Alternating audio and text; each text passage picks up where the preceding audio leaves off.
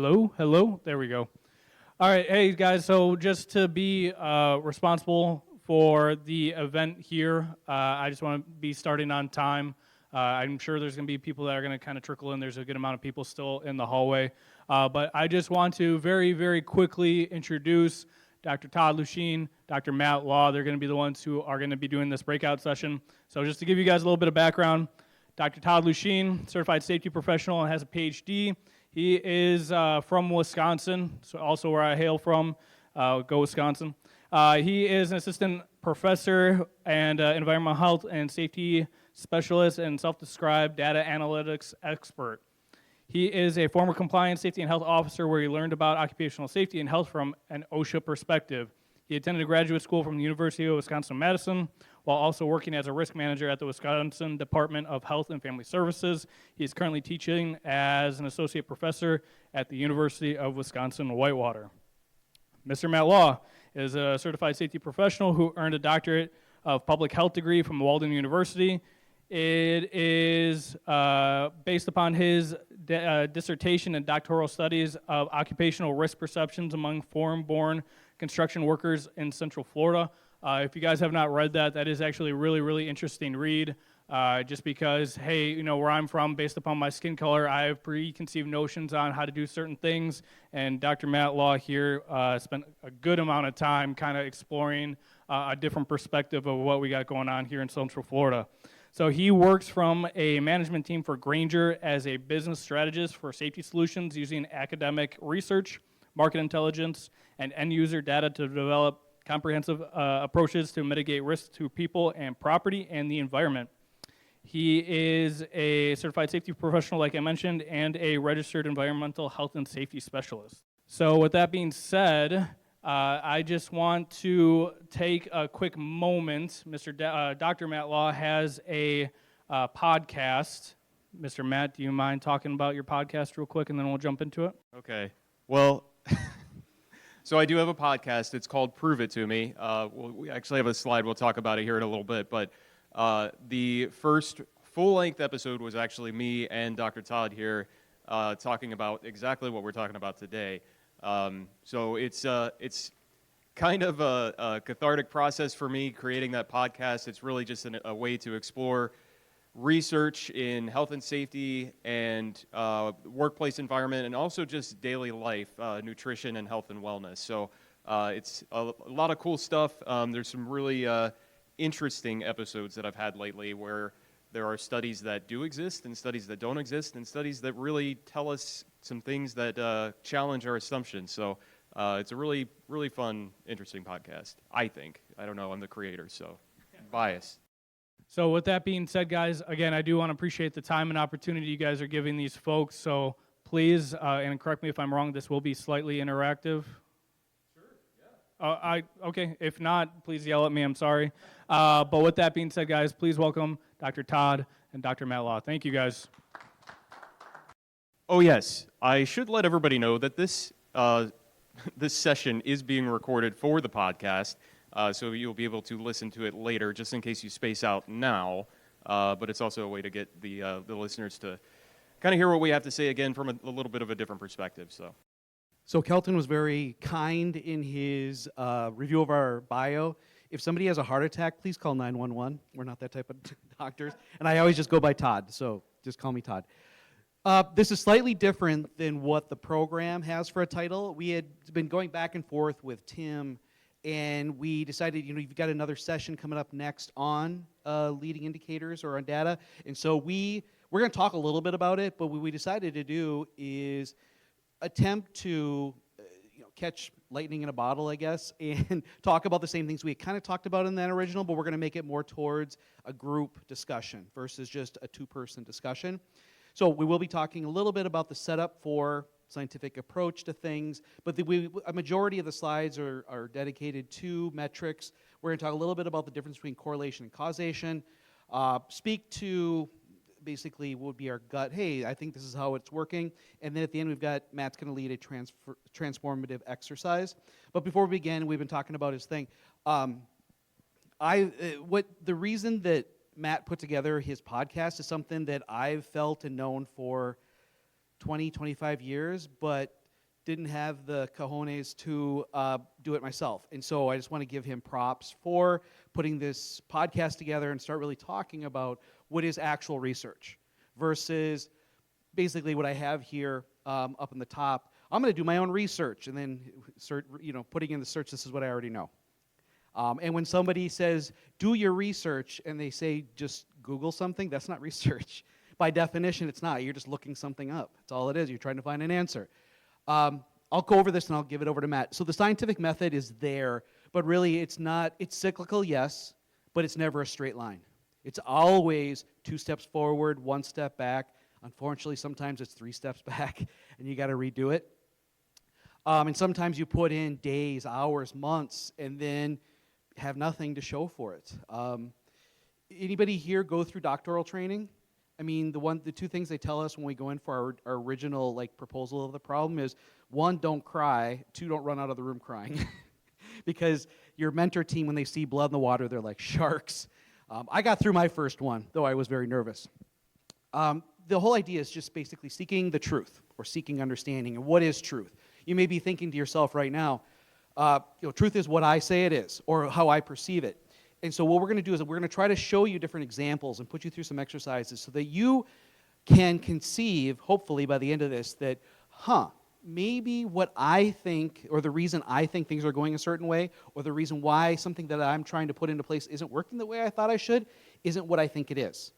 In which case, you have a much better chance of measuring its performance and then coming up with a better solution. If you're going to go to graduate school, and if anybody wants to talk about that at the end, I can. What you don't know, you don't know. You guys ever think about that? That is graduate school right there. Because I showed up to graduate school with 7 years under my belt, and I thought I knew everything. Professor would ask a question, here's the answer. Where did you get that? I just know it. No, not good enough. So I basically had to sort of relearn or augment the way I practice, but to a better extent. I think I'm much more successful in my practice now. Construct validity. Basically, we're getting into some terminology here. If somebody goes, well, if I do this, I'm going to get that, and it doesn't make sense, that's construct validity. It's basically, does one variable relate to or cause another? And when we say variable, it could be, what did Emily talk about today? How a person's feeling, the environment they're in, all these things. But what we found in our studies and in our development, that A doesn't always equal B. Sometimes A causes C, which causes B. And if you're only measuring A to B, you're completely misunderstanding the relationship between those 2 variables. Measure reliability is what we're going to talk about when it comes to injuries. Is injury the right measure? What does that injury mean? What are we learning from it? And we'll get into that. Unbiased assessment, we all come to the field with bias. You can't help it. The senses we get through our eyes, ears, nose, touch, balance, all that stuff, I think I didn't say smell. Smell gives us some information, but our brains are wired for simplicity. Our brains are wired to find patterns in the world, to try to make sense of it. It will connect dots that shouldn't be connected, just for the ease of understanding. When we know that, then when we design a study, we have to let the study speak for itself. And then you should just be reviewing or speaking to refereed or reviewed publications. A lot of people don't understand what it goes through as far as what you're basically doing is you're doing some work, you write it up, call it a manuscript, and you have other experts review it. And they apply their background to it to understand, did you set it up right? Did you run it right? Did you analyze it right? Did you make, unbiased interpretation of your results? You have experts doing that. Today we've got a lot of what I would consider monthly magazines, in which people have great credentials and they're publishing really interesting stuff, but it doesn't go through the same rigor as something that's published in a journal that nobody here has access to and only a few of us read. So there's an enormous disconnect between the researchers and the practitioners right now, and that's something that's very uncomfortable to me.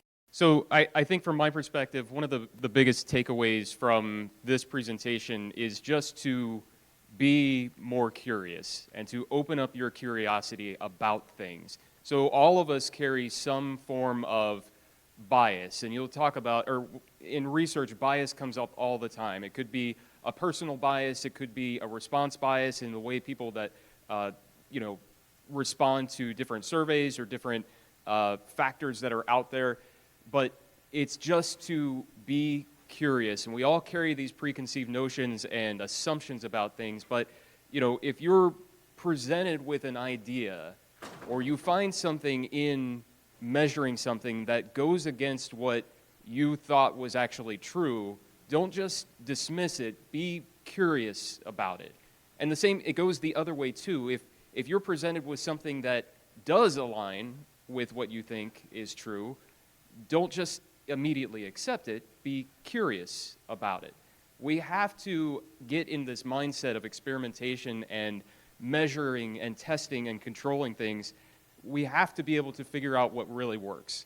One of the main challenges in the safety and health world right now is that we still have not come to a consensus on the right way to do safety. And there's all these big ideas out there that are BBS and HOP and Safety 1 and Safety 2 and SIFs and all these different ideas, and very few of them have any kind of evidence or measurement to go along with them.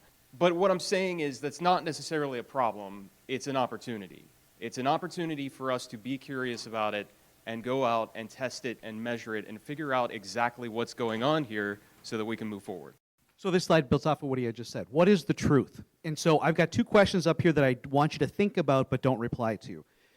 We could do an entire couple-hour workshop on what is safety, because I think a lot of us have similar concepts of it, but when you really get down to trying to explain it to your family, it maybe comes out a little bit differently. The second is, how do you measure it? If you can't measure it, how can you establish it's working, really? So we need more introspective curiosity. He brought up the word introspective. A couple years ago, I took on a second job, in addition to being a professor. I was an EHS manager for a company in Madison. They needed help. I had a little bit extra time, so I gave them the time. And it allowed me to basically test everything I teach. Some things worked, some things not as much. It also gave me real-world examples of what I could bring into the classroom. So my teaching ability, the depth of my topics greatly changed. Now, everything is very much hands-on, very much practical. I got stories to go along with it. I kept a very detailed journal daily of what I was doing, who I was meeting, ideas I had, and then I would review it each week and kind of summarize and build off of that. And so when I tell my students you should be keeping a journal and doing reflective thinking, reflective journaling is how we improve as humans. It really is. I'm from the 90s. Anybody hear of the Franklin Planner? Okay, that's where it started. I was forced to do that for work, and I found I could get more done. And then when I had to report to my supervisor what I've been up to, I didn't have to be, I'm a procrastinator. I don't know if you guys are too. I wait until they tell me, what have you been doing? Then I can look back at my notes and figure it out versus sit there and make stuff up. Yeah. Matt had talked about consensus and then the whole idea of measuring, testing, trying something, and then improving from it, which is the PDCA, Plan, Do, Check, Act, Deming. I'll bring up a picture of Deming and a great quote in a little bit. The first lesson. So everybody pull out their graphing calculators. Let's go. Here's what I'm going to teach you. So I had to take, I dare say, 4 semester courses in different types of statistical methods. And I reflected on it a lot. And I would have to collect data and analyze it. And here's what I found out. That the equations, and I kept it simple. This is just variance. You heard Emily bring up the term of variance before too. It's the amount something changes. If you're looking at how something relates to somebody else, you see how it changes over a particular scale, right? Let's get back to it, shall we? The bell curve, you're probably thinking, oh, he's going to curve the exam, right? But here's the idea. Most population data fits sort of a normal or a bell curve.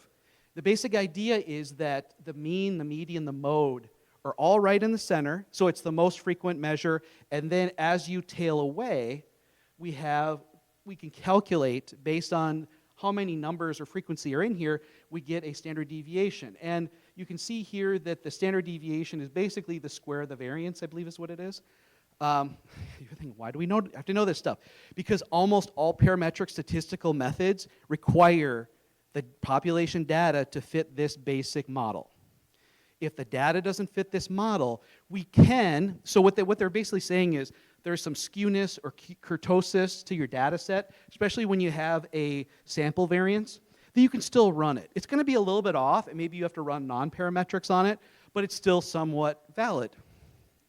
I contend injury data or incident data is asymptotic, which means there is no normality to it. Therefore, anything beyond descriptive statistics should not be reported.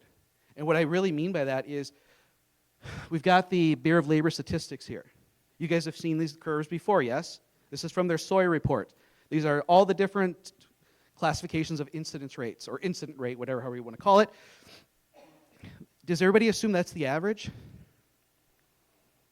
I mean, we do. No, just say, yeah, we do, because that's what we're told to do. I've looked on National Safety Council,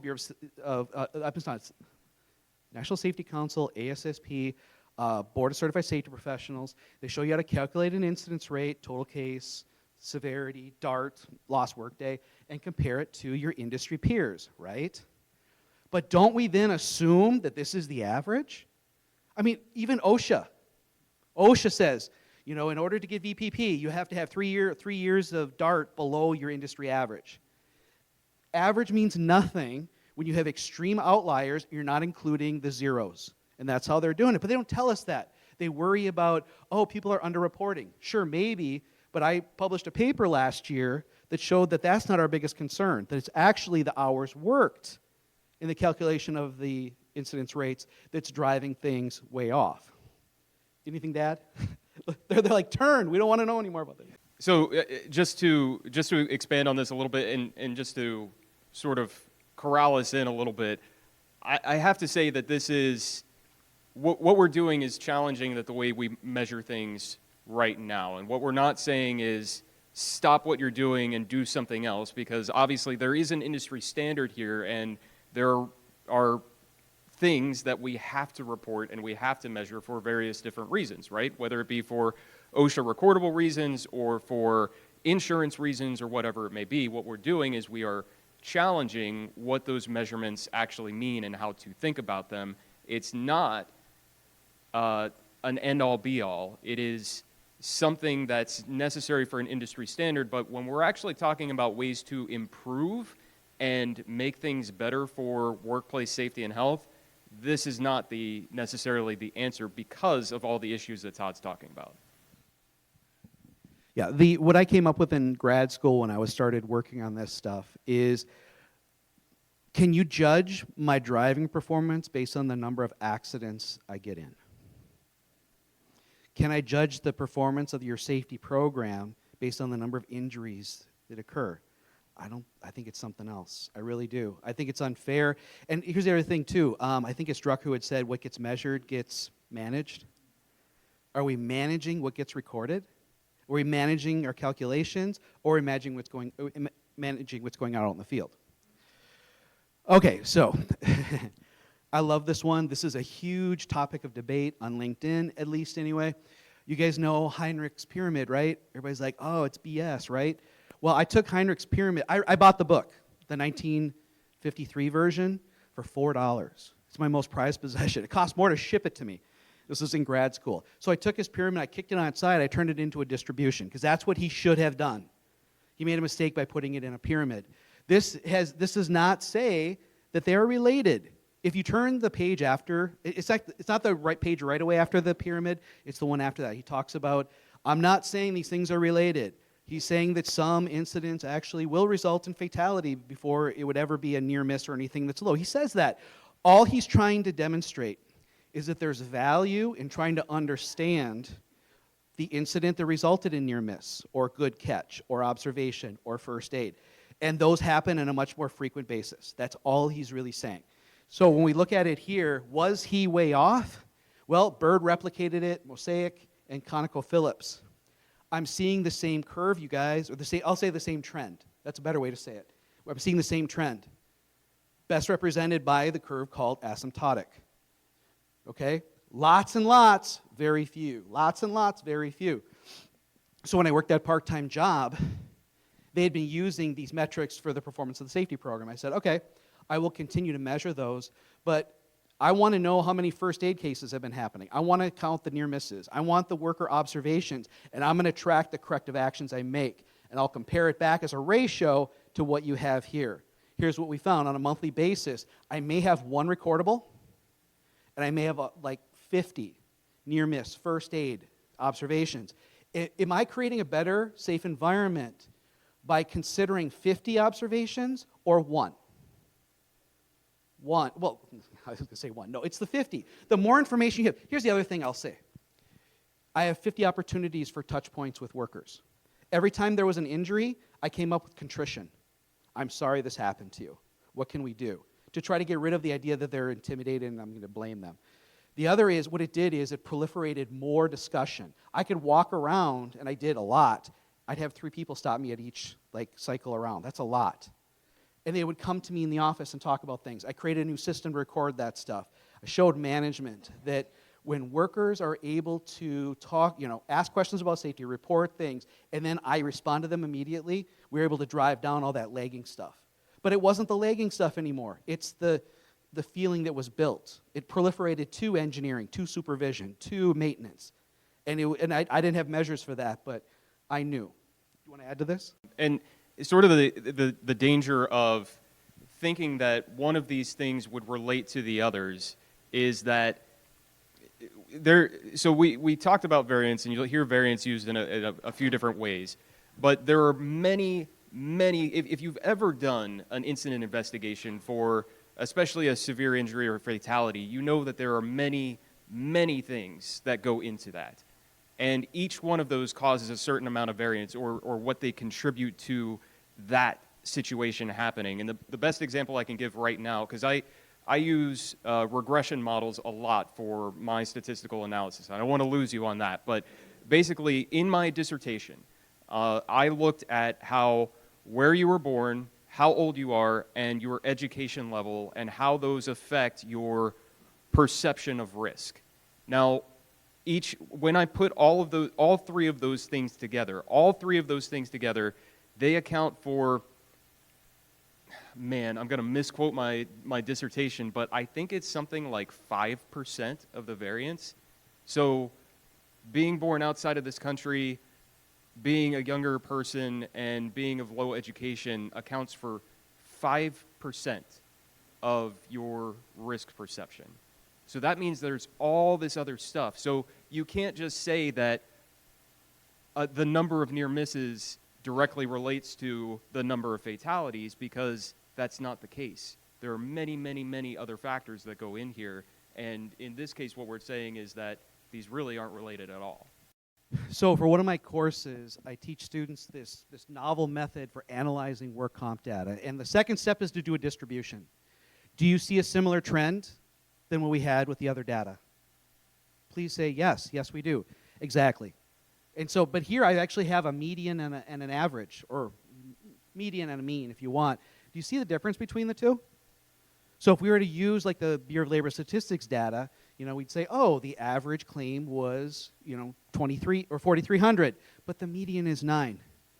So we go to like OSHA pays, and we type in a cause and a state, and it says, okay, a shoulder injury is $25,000. If you look at the bottom, there's a little asterisk. It says based on NCCI data from about 2 years, from about 5 years ago. That data set includes $1 million claims and a whole shitload of zeros, right? And so I want my students to be more conservative. And am I okay to swear in front of you guys? Oh, it's on the podcast. You can bleep me if you want.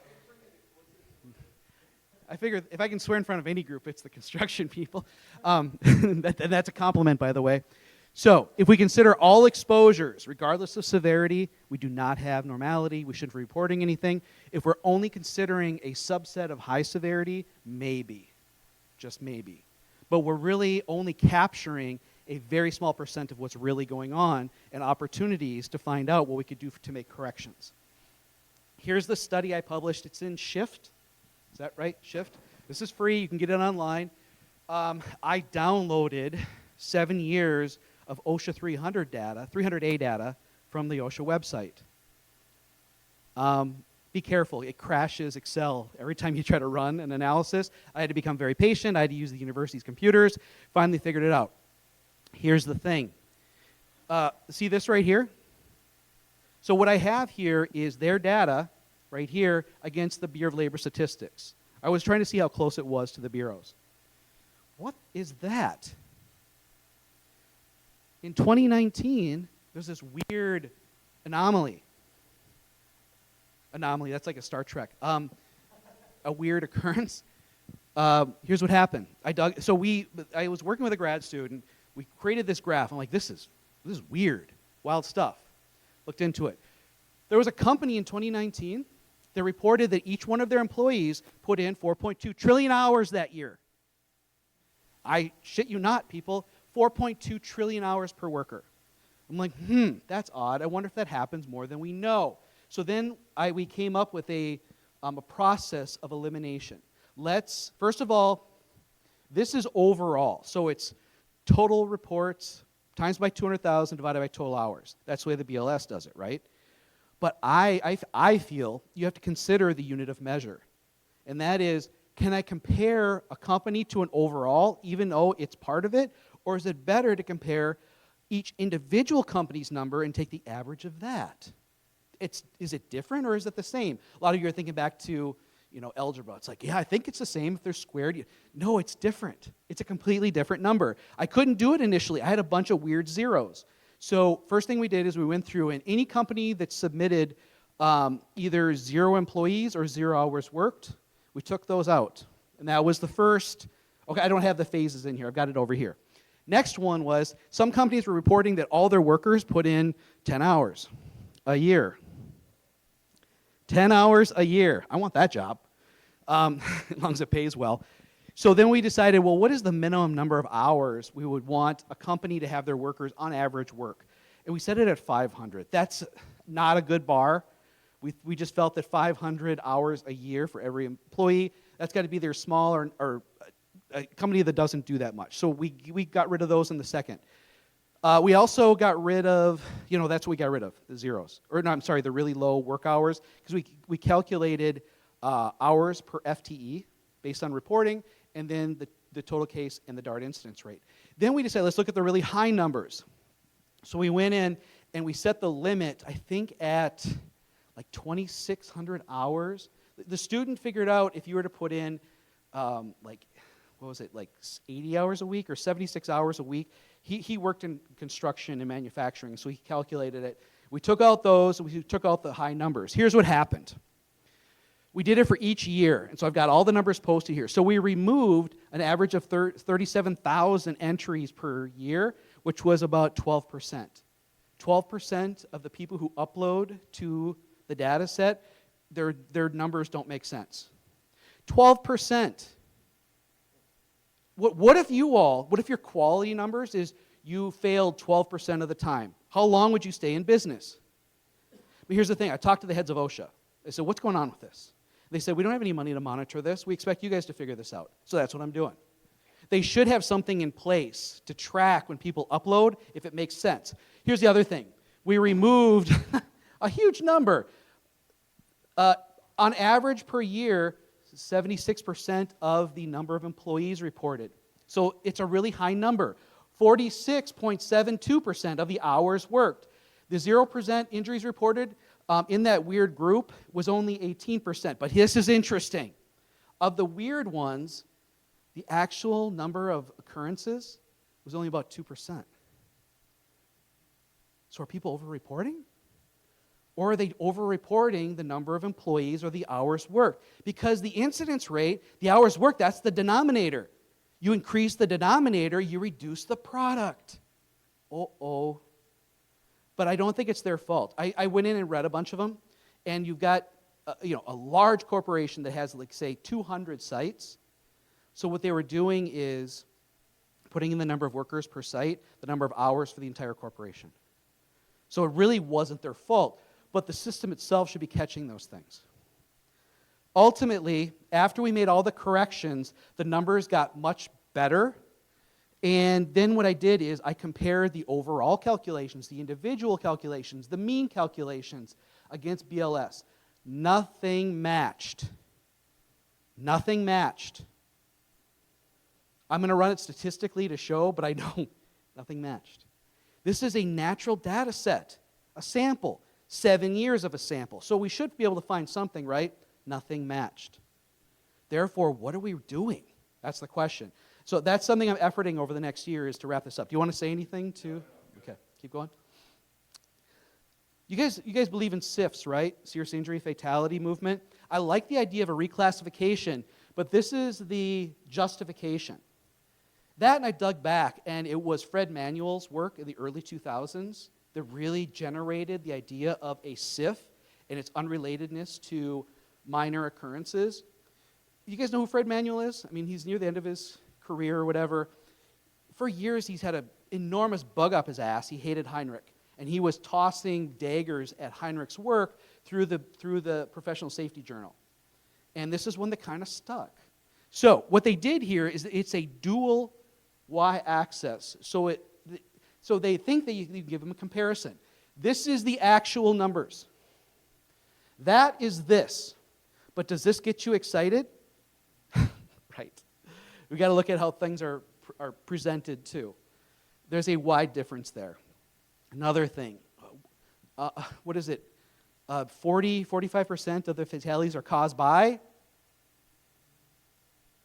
vehicular.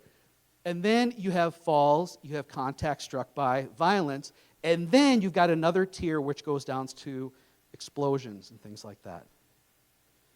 You got to look at, I mean, you have to like look and read the data to really understand what it means and not take it at face value.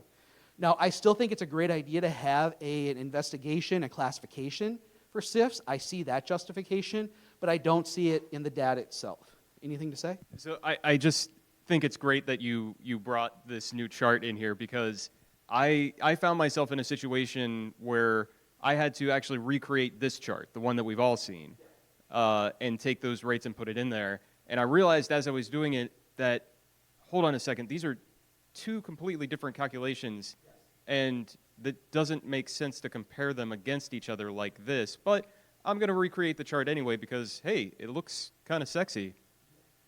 So here's the quote by Deming, and this is actually what I use sort of at the header of one of my classes. Without data, you're just another person with an opinion.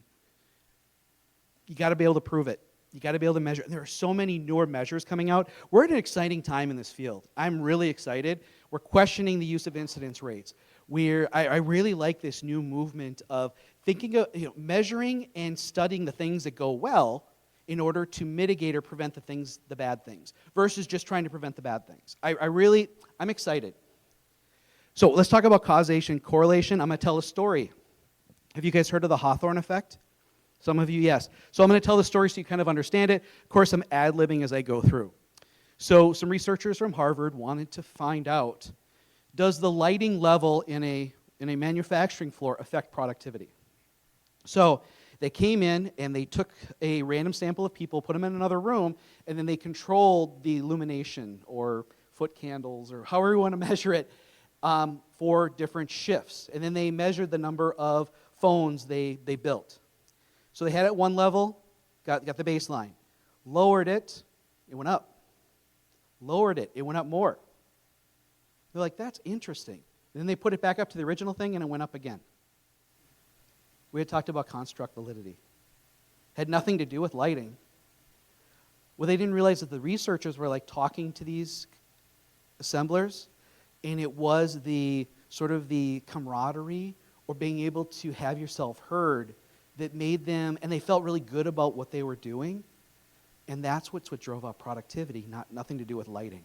So that's a lesson we learned in graduate school, that you have to understand what's really going on. And if you're going to do a study, you got to be really careful of how you affect other variables that maybe actually be a stronger contributor to what you're trying to study. Do you want to speak to this? This is probably one of the most important things to cover, is that correlation and causation are not the same things. And I brought up that variance thing just a little bit ago. And another example I can bring up here is that one weird thing that's happening right now, or one very prominent thing, is this adoption of technology in the health and safety space, all sorts of different types of technology. And I've been specifically looking at artificial intelligence over the past few years. Now, when in my survey data, I was able to draw some correlations saying that the size of the organization it does correlate with the adoption of technology or adoption of artificial intelligence specifically. However, that variance things that comes in there, again, it accounts for, I think, 20% of the variance. So that's really not a lot. That still means that there's 80% of other things that could be affecting this factor. So I have correlation, but not causation. There are all these other things that go into that. The other thing I'll say here is to try to get to that causation, to try to actually get causation. Not only do you need to know all of the factors that could possibly go into it, you have to measure all of those things, and you also have to have a large number of measurements. So, you know, people come to me all the time and say, well, this guy did this and then this happened. And so that must have been the reason. Well, it's not it. You know, just because you hear one story, that's a little piece of qualitative information that does not tell us what causation is. But this is probably one of the most important things to cover, because we can measure correlation. To get to causation is a very daunting task. And we can get there with a lot of work and a lot of measurement and a lot of research, but most of the time, we are talking about correlation. And just speak to some of the things that were covered this morning. So, like, she had brought up leading indicators, and people said training. Are all trainings exactly the same? Do they all provide the same knowledge, skills, and abilities that allow someone to recognize and avoid something in their work? Or, okay, everybody already agrees with me, right? So, if you're going to study that, and I teach a research methods class in the grad program, and always, I let students come up with their own topics right away, early in the class, and they want to solve the world. Like, okay, online training is going to fix all things, or I'm going to measure safety culture, and it's going to fix all things. Research is one little thing. And here's the example my mentors in grad school told me, and hopefully you guys relate to it like I did. You think of your career as, say, a painting. A research study is one brushstroke in that painting. That's all you're trying to do in a research study, one brushstroke. Everything you guys do every day is a brushstroke. It's up to you all to look back at it and see how the picture is starting to form over time. That's really what research is. It's kind of crazy, right? You don't think of it that way? And so when I hear things like training, it's like, well, what aspect of it? How does it relate? There's so many other variables within that idea or concept that it would be too big just to say training. You know, it would have to be, well, we've tried this training stuff before. This seems to be the outcome. Are we measuring the right things? Are we delivering it the right way? Are we waiting the same length of time? Are we observing behavior? What are we doing? And then can I just change one piece of it? One piece of it, and see how that is affected. That's how research works. It's not simple at all. And it's not exciting right away either. It's over time you kind of figure it out. So here's me putting together a very small sample of research to try and convince you that what seems right is not always right. Because Tim had really liked a line that I just kind of thrown out during the podcast was, may seem right, may feel right, but is it? So we have to be able to measure it. So the first one is attribution error. You guys familiar with the attribution error? We tend to blame the person most proximal to the accident, naturally. Because our brains go, if I was in that situation, now that it's 20/20 vision and all that other stuff, I would have done it this way. Therefore, they must have done it on purpose. Therefore, blame them. Similar to his theory is how if we're the ones who get hurt, we can identify multiple external factors to explain why it happened because I didn't intend to get hurt. So what's the right thing? I try to assume immediately or fight the urge, the gut, to say, well, they did it on purpose. Does anybody get hurt on purpose? No, but if given the opportunity to do the right thing, will they do the right thing? And if not, how much of it is environmental or external? How much of it is internal? There are cases in which it's so much internal, you got to get rid of that person. They're a liability at this point. But I don't think that is a very high frequency. Next is equity theory, one of my favorites. Adams' equity theory, fair day's pay for fair day's work. There were some researchers in the 80s and 90s who extrapolated that to organizational justice, which I think is really cool. Basically, going to work, am I getting compensated to the level at which I'm contributing? Are the rules and policies put in place fair to what I do versus my coworkers? And finally, when I have to interact with my supervisor, management, or coworkers, am I treated the same way as others? If any three of those factors are violated, as humans, we feel we've been treated unequitably, unjustly. We seek fairness. And what's really scary, and I don't mean to go there, but if you read the manifesto of any of these mass shooters, the manifesto is just littered with the term unfair, unfair, unfair. They justified an absolute heinous act because in their mind, it was fully justified. Now that's an extreme version of it, but now let's go to the workplace. Why is the person not really engaged? Why aren't they listening to the training? Why are they kind of lollygagging? I think it was Frederick Taylor, who had said, they call it soldiering, if anybody reads scientific management. Why? Why are they feeling that way? I've actually, because of this, adopted sort of a different approach to how I teach, and when a worker is upset, or not a worker, I always say that, a student's upset, I try to come to them and go, well, let's talk about this. I try to take ownership for things that aren't mine so they can explain to me why they're feeling the way they're feeling, and let's move forward. My natural instinct is to say, I'm right, you're wrong, figure it out. That doesn't work well, though, because are they learning? No, now they're very resistant. It's kind of what Emily had talked about a little bit. So when you approach someone, don't approach that I'm going to teach you, because that's equity theory. It's what can we do to figure out what's really going on? Human error. I mean, there's a lot of experts out there. The idea, and we just lost James Reason just a few months ago, too. He just passed away. But the idea is that people are going to commit errors. We all committed errors. We do on a daily basis. Well, we're very lucky most of the time that negative thing doesn't happen. We have to understand that every day, every single person on our job site, every person on the roadway is going to commit error. And what we have to try to do is look out for it, and hopefully they can self-correct before something bad happens, or we have to find a way to correct them. Next, safety culture. You all know it came from the Chernobyl disaster investigation. Basically, they said that management didn't care about it, workers didn't care about it, they ran the tests, nobody thought about it. Well, in 1992, that same group came out with INSEG 7. I read it again. Interestingly enough, they expanded safety culture to regulatory agencies and the society willing to accept, which I think is fantastic. What an interesting concept. So I've always, when I teach safety culture, I say it's like love. You know, how do you fall in love? I don't know, but I can feel it when I get there. I feel like safety culture in many ways is that way too. But what's interesting is now I'm very much interested in this idea that what can a regulatory, let's just say a law, or regulators do to help companies instill it. And so I'm actually doing a presentation on safety on the edge on June 13th, on basically the title is that we deserve a better record-keeping standard. Going along with some of the issues we have talked about before. Did a presentation earlier this year, and one person said, I agree with everything. What can we do about it? I'm like, interesting, you say that. I'm coming up with a presentation just for that. The last thing is the Dunning-Kruger effect. You guys heard of this? The less you know about something, the earlier you are in learning something, the more confident you are you know what you know.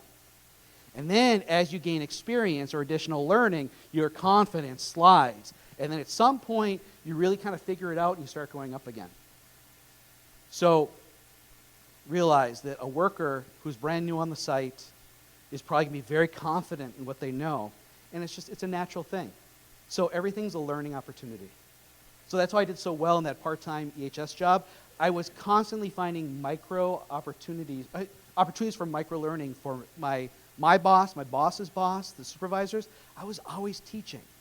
But I was kind of teaching a very simple lesson again and again and again. And they became more knowledgeable. They thought they knew. Somebody got hurt. Well, they did it on purpose. I said, no, they did not. Let's dig deeper.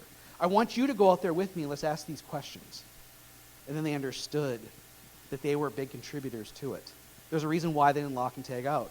Because supervisors had this production goal. And they yelled at the workers when they didn't get the production goal. How do I meet the production goal? I violate the lockout tag out. I don't call maintenance to fix something. I just try to work around it. Workarounds, right? And so what sort of message is that instilling? Dunning-Kruger, what it does is just allows you to approach things with a much more level head. I wish all young people knew about this, because whenever you go on a first date, that's not the person. They're faking it. How many dates do you have to go through before the person becomes real? Okay, I'm giving everybody dating advice now, so sorry about that. Anything else to add? I do want to go through just like a little bit of an exercise here. This is going to be the interactive portion here, because this is something that I do with my students in our introductory class to safety engineering. So if you want to go to the next slide, I want to walk through some questions and have you answer. So the first question is, how do you define safety? Sending people home in the same condition they came to work. Sending people home in the same condition they went to work. Absence of controls, okay. Oh, come on. Presence of capacity for failure. Okay. Any others? Aren't you all safety people? We don't really think about. It is something. Low recordable rate. Okay, that is a definition. Consistently making the right choice. Okay. Here's how I practice. This is what I teach. Helping workers get their job done effectively with as minimal risk as possible, and hopefully they elicit satisfaction from the work they do. I consider that safety. Because if I pursue that on a daily basis, I'm much more likely to get them home at the end of the day. But I study, or I approach it, that safety is an attribute of work. It's not something that stands all by itself. A hazard is a hazard, fine. You'll have to get work done. Safety has to be part of that. It's because it's constantly competing with it. So for me to practice safety, trying to get the worker to get their job done, one, and that speaks to operations. Second is, now I'm trying to minimize the risk, which they have to contribute to. I can't do it alone. And then if they enjoy what they're doing, I'm more likely to get sort of a more, sustainable behavioral change. There was a study done by my advisor from grad school. And one of the things he found is that a clean work environment was correlated with lower incidence rates. And I took him to task. I said, did you know out in the field they say that, well, if we clean up at the end of the day, we're going to be safer? He's like, what? That's not what we meant. What we meant is when people take pride over their work, they're more likely to keep it clean and organized. I said, that's very different. And so, again, that's where that pride or satisfaction comes from. Sorry about that. So, I mean, one of the big things to take away here, though, is that everybody here, and this happens every time I do this with my students, if I have 100 students, which I don't, I usually have, 20 to 30, but if I have 20 to 30 students, I get 20 to 30 different definitions of safety. We still have not come to a consensus on what safety really is. And that takes us to the next question. If we don't know how to define safety, how do we measure it? How are you measuring it right now? Incident rates? Anything else? Incident rates? Leading indicators, okay. What are observations, inspections, training delivery? Are all of those part of your definition of safety? So and we talked a little bit about it earlier, but if we manage what we measure, right? And if you don't measure it, you can't manage it. So if you want to improve leading indicators, if that's part of your definition of safety, you have to measure those leading indicators. So I just got an email the other day because I had done some survey research a couple years ago benchmarking the structure and staffing and responsibilities of safety functions across all industries. And to no surprise, there was no kind of correlation there. We're all over the place when it comes to how we structure and staff and assign responsibilities to our environmental health and safety teams. So this email came from a lady, I guess, who had recently watched one of the recorded webinars where we presented this research. And she asked, well, do you have a number on how many safety professionals I need to have. Is it by head count? Is it by revenue? And I stopped and I said, well, that's actually not a data point that we captured. We didn't capture the number of safety professionals, but that's because we're kind of open to interpretation there. If you look at the survey data that we said, I listed a number of reasons that it possibly could be that go into how many safety head count we have. And there was a good portion of folks that said it was based on number of employees. A good number said that it was based on annual revenue. None of those actually had a strong correlation, though. There were another group of folks that said there is no reason. There is nothing I can point my finger to that says this is how we staff. And so I directed her to, try a couple of things here, because I have seen it done pretty well. There's a large enterprise organization out there that had done some work in experimenting with this, and that's the important part, is they experimented with this. They did it based off of a quantitative risk profile across all of their sites to say, these are the activities that are going on, these are the hazards that we have, these are the controls that we have in place, and this is the type of safety professional with the type of expertise that we think we need here, and how many of those people we need. And they tried it, and they've come up with some really good stuff. And I said, so maybe do that. And I know it sounds daunting, but the thing you can't do here is get stuck in analysis paralysis. We have to be curious about things. We're in a position where we have to try things. We have to try to measure safety somehow. Because we know what we have isn't necessarily working. We just went through a whole bunch of data and charts that says, hey, these incident rates aren't necessarily what we need to be looking for as far as how to improve safety in our workplace. We have to try something. We have to experiment with it. We have to be curious about it. We have to try to measure these things, and if it works, it works. If it doesn't work, then we try something else. This is what we're trying to get to. No, absolutely, and that was my other point with responding to that email, is like, it worked for this organization. I'm not saying it's going to work for your organization, but it did work over here, so you can try that. And you're right, we do try to put things into a box. We try to measure certain factors to try to get a better picture of what's going on. So industry is, in all the survey research that I do, industry is almost always a factor that I measure. I try and I run that analysis to see if industry correlates with anything, and I will tell you almost none of the time industry will correlate with any of the things that I'm trying to measure. So to put an industry in a box, like you're saying, is kind of a dangerous concept. We are trying to do something where we come up with a whole picture and be able to try to define safety based on a certain number of factors, or try to figure out the things that we actually should be measuring to improve. But realistically, it does come down to the individual organization a lot of times, based on the work activities, based on their structure, their staffing, their culture, all of these other things. It's going to come down to that. But the problem we have is that we're not measuring those things. We're only measuring incident rates. Are we running out of time? Okay. So the last, I don't know if you guys like quotes, but this is from Einstein. Basically, it says, if you measure the performance of a fish being able to climb a tree, you're not going to get there. The idea is we want you to learn to observe without bias, seek to understand, and test your theories.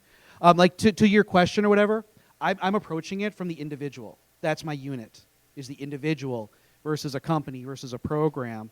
And it doesn't always work everywhere. It's all a learning process. That's what it's all about, is being a learning process. Matt and I really thank you guys for coming here. We're always on LinkedIn if you guys want to connect with us there. I'm trying to get into a little more of the electronic fighting that goes on, the discussions, but I'm still trying to be nice about it. But we do appreciate your guys' time today. And please, if you are interested in more research that's going on in the safety world, I've had a number of total worker health researchers on my podcast that have brought up some really interesting conversations around even mental health and all of these other factors that are playing into workplace health and safety. So it's called Prove It To Me. Please follow it wherever you get your podcasts.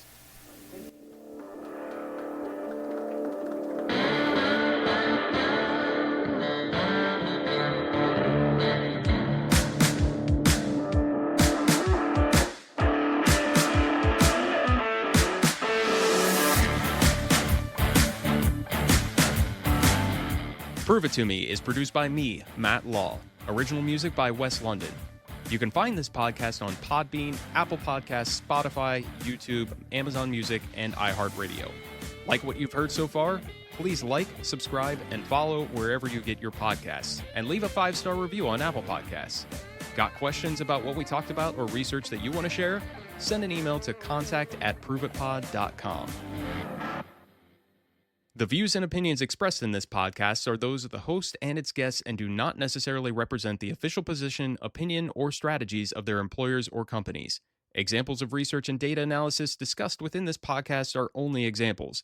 They should not be utilized in the real world as the only solution available, as they are based on very limited, often single use case, and sometimes dated information. Assumptions made within this discussion about research and data analyses are not necessarily representative of the position of the host, the guests, or their employers or companies. No part of this podcast may be reproduced, stored in a retrieval system, or transmitted in any form or by any means, mechanical, electronic, recording, or otherwise, without prior written permission of the creator of the podcast. The presentation of the content by the guests does not necessarily constitute an active endorsement of the content by the host.